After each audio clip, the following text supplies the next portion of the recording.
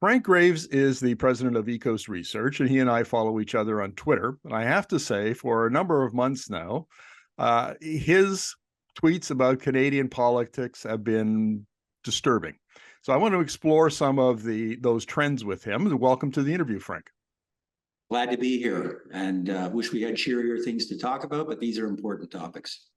Indeed, they are. Now, your latest presentation that I was looking at from a week ago says that Canadian politics are, quote, dark and polarized, unquote.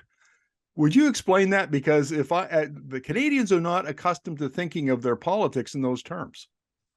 No, and if we were to look at this, and I have measures just before, say, the onset of the pandemic, actually trust in government was up fairly significantly, as was trust in politicians. Still wasn't positive, but it was much higher than it has been historically. But what we've seen, and it's not just the pandemic, but a variety of forces have coalesced over the last few years and tap into things that have been going on for the last couple of decades. Because those who think, for example, that if we look at expressions such as the Freedom Convoy, which was reviewed in some depth by the inquiry, they commissioned a paper for me to talk about that. And my point is that, amongst many, is if you look at this as an expression of anger about vaccine mandates, you're missing the point. This is not, they were a visceral flashpoint, a lightning rod, if you like, but they were tapping into deep disaffection and anger, which preceded that, and which have been immeasurably worsened by the burgeoning role of disinformation. So disinformation and polarization are, I believe, existential threats to democracies, to the public interest, to public health, and probably the economy as well. Not probably, certainly the economy as well.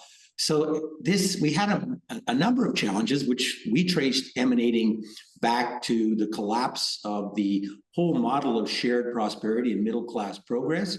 We note at the beginning of this century in both Canada and the United States, and these countries were working in lockstep, about close to 70% of Canadians and Americans said, I self-define as a member of the middle class. That's dropped about 20 points, even more in the United States, has come back a bit, but still much lower. So millions and millions of people have fallen out of the middle class. When I ask people, are you doing better than your parents at this stage in life? For boomers, no brainer, 70%. I'm doing better. And for their parents and the silent generation, same thing, they did better. But that whole notion of you work hard, get a house, retire in comfort, your kid, you did better than your parents did better, that's gone.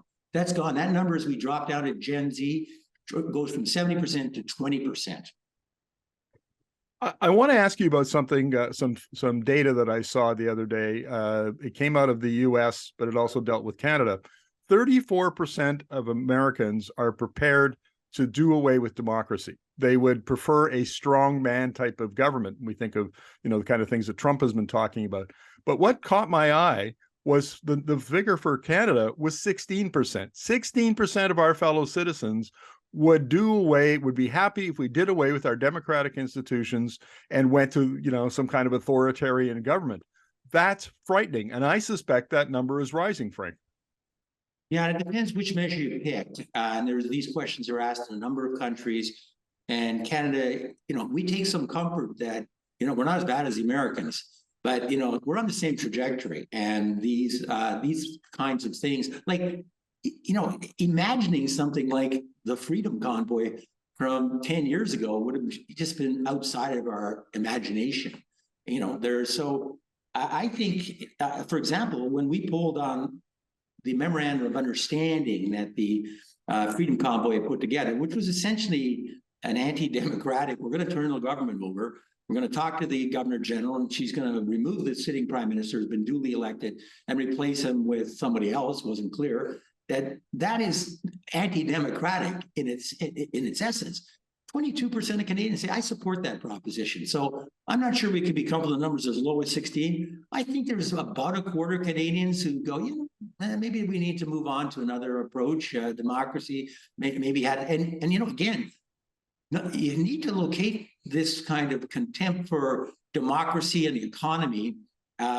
It's rooted in a group that have seen themselves really failing in this new economy. And so democracy and the deal that was put forward, neoliberals and all, it's not working for them. And so they may come up with abjectly foolish and unhelpful ideas about how to fix it.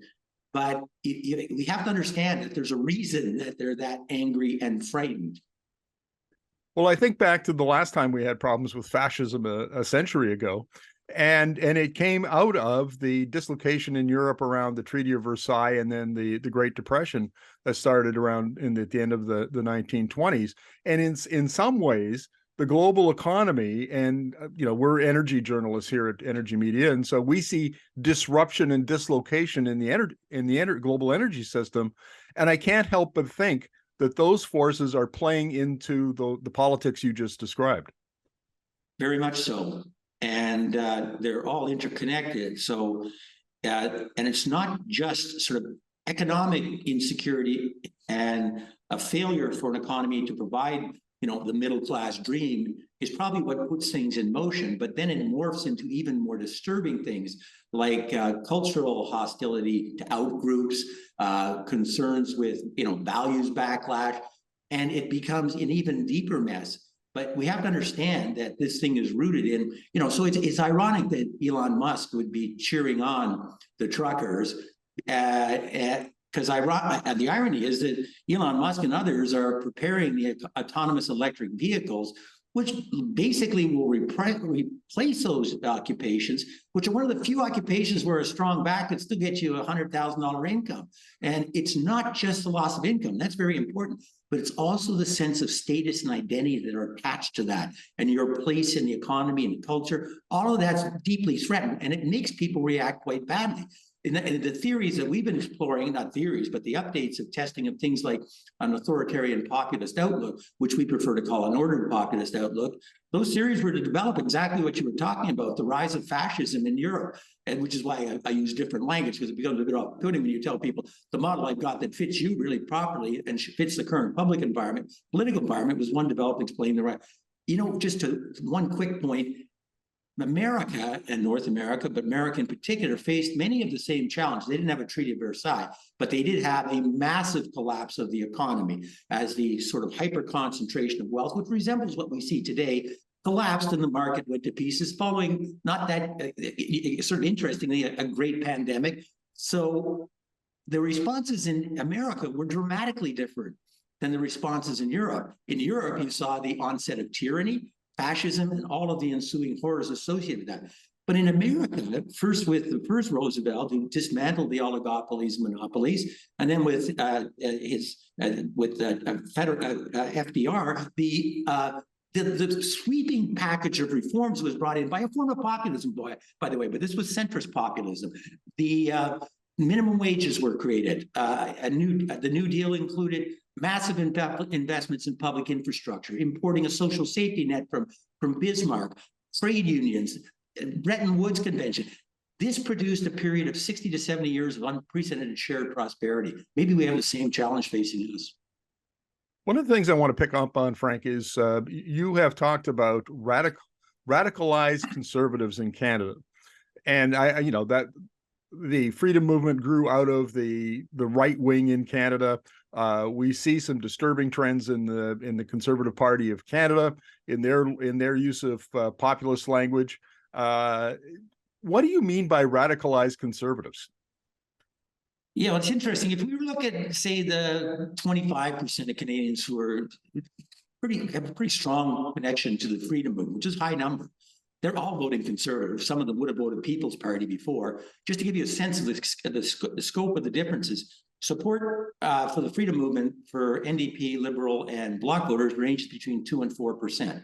For those who are attracted to Mr. Poilievre, it's 65%. So it's not like it's a little higher. It's like 30 times higher. And we find similar differences on issues like institutional mistrust, exhibition of a authoritarian outlook measured by child-rearing questions, and also disinformation. And the differences, again, they're not like, oh, they're a little higher. They're like 10 and 20 times higher. So there's this incommensurable divide which has emerged. Ironically, most of the country has actually been pivoting to a more open, and I think open order is a better description of the axis in the traditional left-right. But radicalization occurs at the very top of I would say it's the top 10% who did exhibit different characteristics than the others who were attracted to this movement. They, for example, they don't want to burn the house down so they can build a better house. They just want to burn the house down. So they exhibit lack of conscientiousness, attraction to chaos. And I believe that they are so immersed in this new radicalized picture that there's almost nothing can shake them out of it. There's a few things could, like, for example, we find that people who contract long COVID, who were deniers, didn't vaccinate, all of a sudden they go, wait a second, why didn't someone tell me about this? This is awful. But no, that radicalization, which is present in Canada, but we see evidence of it in Europe and the United States as well. Sweden just elected a country which owes its success to a 20% Democratic Party, which is a Nazi party. I mean, the historical connections is not like it's oblique or vague. Could you imagine predicting that 10 years ago?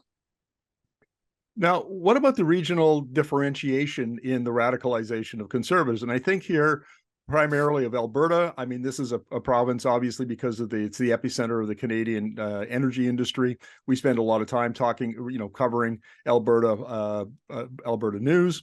And I interviewed political scientist Dwayne Bratt a few months ago, and he talked about the radicalization of Premier Danielle Smith. And that is it. Given the politics of Alberta, is it fair to say that the radicalization of conservatives is much higher there, and it may, maybe in Saskatchewan as well? Oh, I have the clear evidence. And what's concerning is my view that Alberta were always more disaffected Canadian nationalists. They weren't really that fundamentally different. There were important differences, but really at the core, they didn't look that different on core values, directions for the country, and so forth. That's no longer the case. And the gaps are becoming wider and expressing themselves on precisely these areas. I've met and I've been on Danielle Smith's show. I received an award from her at the Calgary School of Public Policy. And I don't recall her being like this at that time. I'm not psychoanalyzing, or I'm not a historian of her, but I do see a sharp shift, and it may be a response to what's going on in the political environment. But look, I look at Alberta now on things like Albertans are 20% less likely to vaccinate it. Those differences didn't exist at the beginning. The rollouts were relatively even. They exhibit much higher levels of polarization. I did a story with Catherine Porter, was the bureau chief for the New York Times, where she kind of looked at some of the work I'm doing, but she also went to Coutts, Alberta, and knocked on most doors. And she said she was shocked the number of people who thought, really, those guns, they were put here by Trudeau operatives, or this is a false flag. I mean, it was really quite astonishing. And now there are still big differences, but when I look at the latest numbers I'm looking at in Alberta on things like institutional mistrust, attraction to a populist populist outlook, disinformation, they are significantly higher in all of it. Just one interesting thing, if you think this isn't having a cost, the number one issue for Canadians today is the crowding of healthcare. Well, guess what? There's Albertans have about close to 20% of all the hospitalizations in the country are in Alberta. And that probably reflects in lockstep the incidence of those who, because of disinformation, polarization, I'm not bothering getting a vaccination. So we have no hospital beds, and yet they're filled with 5,000 nationally and 850 patients with COVID in Alberta who really didn't have to be there, and yet similar numbers on things like Paxlovid. Anyway, it's quite shocking, actually. I want to talk about disinformation, because you've mentioned this a number of times already during the interview, Frank. And we know that the Chinese government and the Vladimir Putin and the Russian government have been financing massive disinformation campaigns in the United States. And we know that they're doing similar things in Canada. We never talk about it. And is this the source of the disinformation you're talking about? It's one of them. Disinformation is emanating as a tool of statecraft from countries like, but not limited to, Russia and China. It's interesting. In the early stages of the pandemic, or not in the early stages, when the hostilities in Ukraine broke out, we asked questions of the same people we were surveying on public health and economic issues. What do you think about this? Are the Russians committing war crimes? Should we provide lethal, non-lethal aid and so forth? And the vast majority of Canadians said, no, the Russians are being awful. They're committing war crimes. We should do whatever we can, short of boots on the ground, to help out Ukraine. When I broke it down, I said, let's talk about how that looks if you didn't vaccinate. And the people who didn't vaccinate, of those, the 90% are vaccinated, only 2% said we shouldn't be doing anything to help Ukraine. The number was 52% for those who had been and been not vaccinated. That the story, which interestingly appeared on the front of Russia Today, as well as the Washington Post. So now these people couldn't have located Ukraine on a map a month earlier, but suddenly they had theories of, there's bioweapons, the Russian speakers in the Donbass are being persecuted. Ukraine's not a real country. I participated with an international group that I talk to regularly, and I saw a presentation where they were looking at the French and German elections. There was no presence from disinformation. It was in the German election from the Russians, but not the French, because you know what? They were totally preoccupied, hammering everyone with a 5-point plan on Ukraine, those 5 points. So they get picked up. They're amplified in North America by right-wing authoritarians and others and anarchists. And all of a sudden you've got a quarter of the public thinking, and it's become stronger, not weaker, maybe we shouldn't be in Ukraine. And, the Russians, they probably have good reasons to be there and so on. It just shows now that issue, we see the exact same quantity of distortion occurring, not just in issues around vaccines in Russia, but now, for example, the incidence of people who think, climate change is a hoax. The same people who think that, governments are concealing the number of vaccines, vaccine deaths, also say, climate change is a hoax. Or our economy's, a savage recession or a depression. So all of these things, I think, are being produced, and the ecology is difficult to understand, but it's certainly Russia and other countries. It's certainly groups that are amplifying this in North America for political gain or other purposes. And then you just got this group of radicalized people who are disseminating this stuff because they find it fun. I saw a study in Psychology Today where they were looking at the top percent of the radicalized disseminators, and they were different from the others in that they had two traits. One, they were searching for chaos, and they lacked conscientiousness. So they agreed with questions like, I really enjoy seeing disasters in foreign countries. So this is not good. So bad actors. I mean, we have bad faith actors, and we see, this has been a persistent criticism of social media, particularly Twitter and Facebook. And so some of it is, and can you sort out for us, maybe on a percentage basis, which of these influences are important? Like, is statecraft 50% or 75% of disinformation, or is it the bad faith actors who are just having fun on social media that are doing this? Hard to say. I would say it's, probably an relatively equal mixture of sort of domestic, North American oriented, linked to, for example, some of the commercial sector. Actually, there are some connections like the Koch brother types and so forth. I'm not saying they're funding this directly, but some of that disinformation linked to things like the Great Barrington Convention has been even more explicitly crafted. And then you have just the individuals on social media. But interestingly, our research shows that the prime culprit isn't Twitter or Facebook to some extent. In fact, if we measure the levels of disinformation of people who are avid consumers of Twitter, they're no more likely to be disinformed. There's disinformation clearly flowing but there's also information flowing. And the two are offset, maybe even produce a small advantage. The real culprit is YouTube. About 70% of young men and not so young men under 50 are on YouTube almost daily. They're listening to Joe Rogan. They're listening to Jordan Peterson. And they're also getting stuff which is being directed and using artificial intelligence from places like Russia. And they're succumbing to this. It's like, I find that, for example, in Canada, the instance of people radicalized and have extreme levels of disinformation, they get every single question on the test wrong. There's twice as many men as women in that group. Let's talk about a graph that you've got in your presentation. A graphic. The vicious cycle of polarization, mistrust, and disinformation. You've got 5 parts to this graphic. Could you explain how that works, please? Yeah, so we've seen this authoritarian reflex emerging in most of the advanced Western world, some places more than others. My belief and others is that this was put in motion, not caused exclusively, but put in motion by those economic forces that we talked about, which mirror in some respect the economic forces that were around before the appearance of tyranny in Europe in the last century. But as those go on, we find that they morph into cultural factors like a cultural backlash, status and identity loss, fears of my sense of place in the economy, and a belief that the values that accompanied the period where I did feel comfortable, in which we experienced at least a sense of privilege and respect, that's disappeared. And they morph further into things like receptivity to, replacement theory type views and hostility to outgroups and so forth. All that was a pretty hot mess. But then we get this, and what was being done by Cambridge Analytica is relatively, naive compared to the level of sophistication underpinning it now.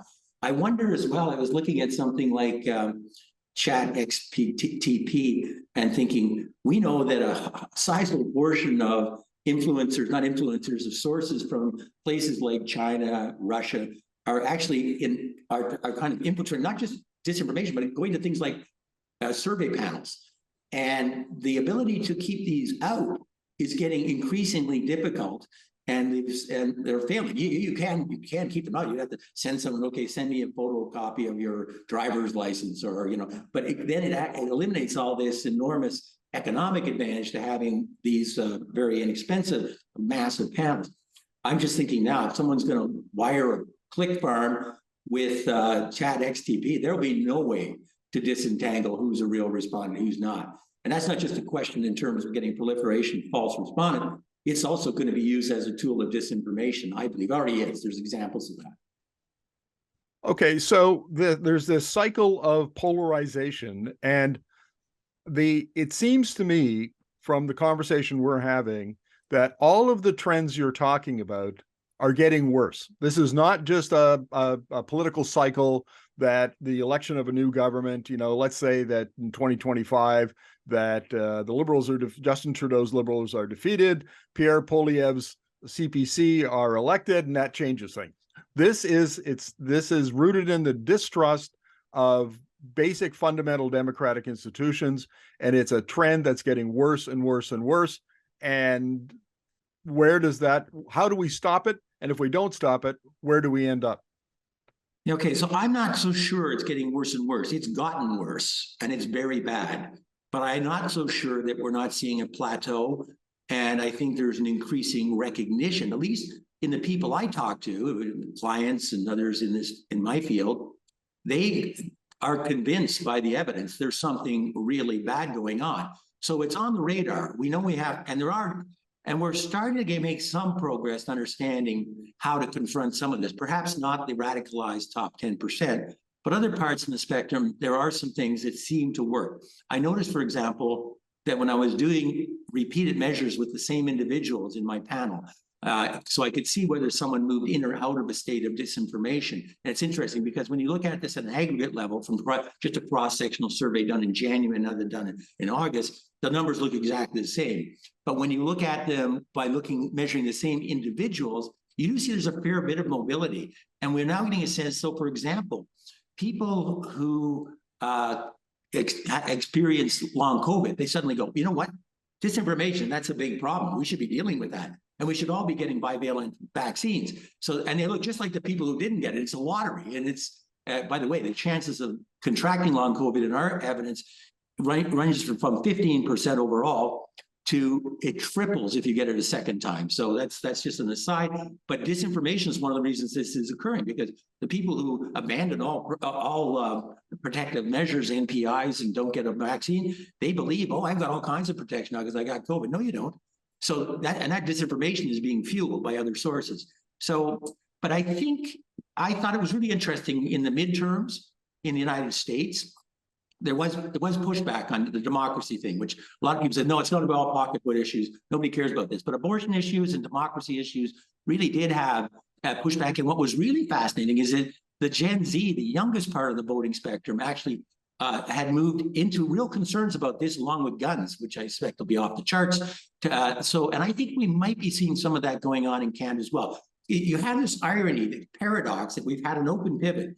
Canada, unlike Europe and America, has been more receptive to immigration today than it has been in 50 years. It's receptive to trade liberalization, mostly, but more looking at possibly strengthening that within North America.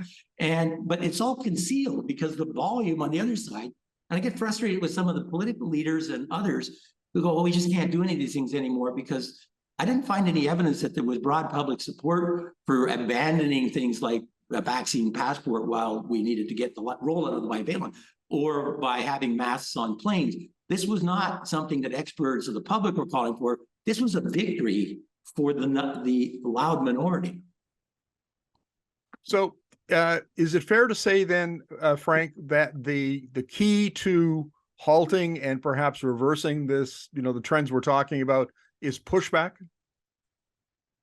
It's hard to say. I know for sure that the dismissal of this type of movement as a basket full of deplorables is unhelpful. It first of all denies the fact they have reasons to be upset, and second of all, it just adds emotional fuel to an already hot fire. So that is not a good idea. On the other hand, you don't want to just surrender the field and say, "Okay, I know you're really upset. We're going to do a bunch of really stupid things now," to concede to these ill thought out ideas about what needs to be done. I believe in the long term, we need to go back and understand why is that genie out of the bottle? And if we don't create a narrative of economic hope, I believe we're going to continue to have cascading episodes of this. We also have to, in the short term, get our technology together. We're losing the disinformation wars, and we have to start putting our best minds and effort and evidence to figure out how do you confront it, because it's not the obvious, intuitively obvious things. The idea, well, I just go in and I tell people, you're wrong in that point. No, governments aren't concealing the number of deaths from vaccines. That's not true, which it isn't. You're not going to have much progress. But you have to find, okay, for example, we find that people who have been both directly and vicariously experiencing long COVID, they're going, "Wait a second, this is awful. Nobody told me this." Maybe we need them to be telling their stories, and maybe not on, the CBC, maybe it would be the CBC, but probably more on YouTube, getting to some of the channels which are actually infecting those who are becoming disinformed. So there are answers, and we're making some progress, but we need to pick up our game. Well, on that note, Frank, thank you very much for this. I really appreciate it. My pleasure. Have a great day.